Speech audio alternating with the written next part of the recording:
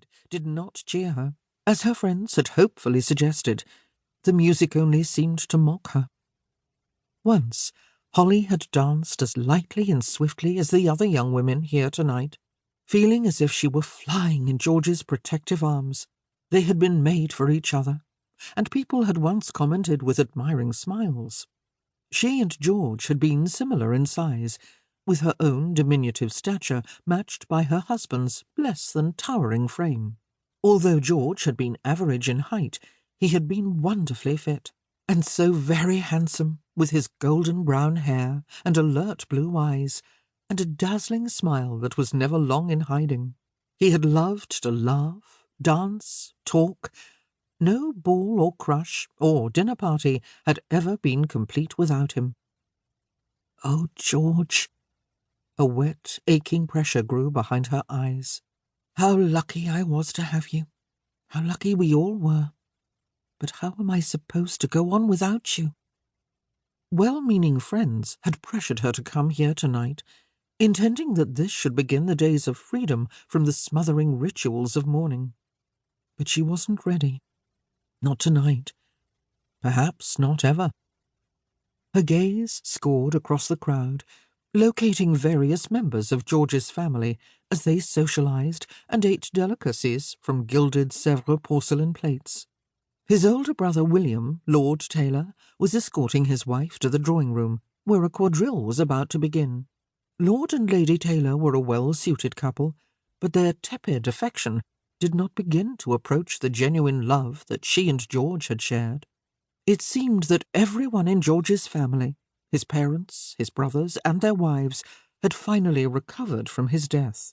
Enough that they could take part in a ball, laugh and eat and drink, allow themselves to forget that the most beloved member of the family was in an early grave. Holly did not blame them for their ability to carry on, now that George was gone. In fact, she envied them. How wonderful it would be to escape the invisible mantle of grief that covered her from head to toe. If not for her daughter Rose, she would never have a moment's respite from the constant ache of loss. "Holland," came a murmur from nearby, and she turned to see George's youngest brother Thomas. Although Thomas had the same attractive features, blue eyes, and amber-streaked hair that all the Taylor men shared, he lacked the mischievous spark, the slow, dazzling smile, the warmth and confidence that had made George so irresistible. Thomas was a taller, more sombre version of his charismatic brother. He had been a steady source of support ever since George's death from typhoid fever. "Thomas," Holly said brightly, forcing a smile to her stiff lips, "are you enjoying the ball?" "Not especially," he replied, while sympathy flickered in the azure depths of his eyes. "But I believe I'm navigating it better than you, my dear. There's a pinched look on your face, as though one of your megrims is starting." "Yes, it is," Holly admitted, suddenly aware of the persistent pain in her temples and the back of her skull, the throbbing that warned of worse pain to come.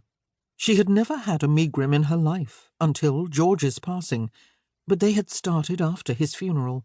The severe headaches appeared unexpectedly, and often drove her to bed for 2 and 3 days at a time. "Shall I escort you home?"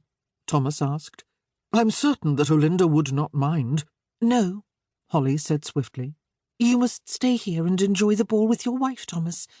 I'm perfectly able to return home unescorted. In fact, I would prefer it." "All right."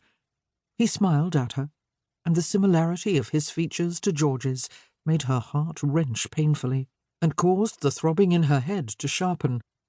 "At least allow me to send for the family carriage."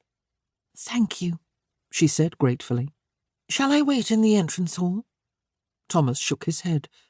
"I fear there is such a crush of vehicles outside that it may take several minutes for ours to come to the forefront. In the meanwhile, there are several quiet places for you to wait. As I recollect, there is a nice little parlour that opens onto a private conservatory. You'll find it past the entrance hall, along the hallway to the left of the curving staircase." "Thomas," Holly murmured, touching his sleeve lightly and managing a wan smile. "What would I do without you?" "You'll never have to find out."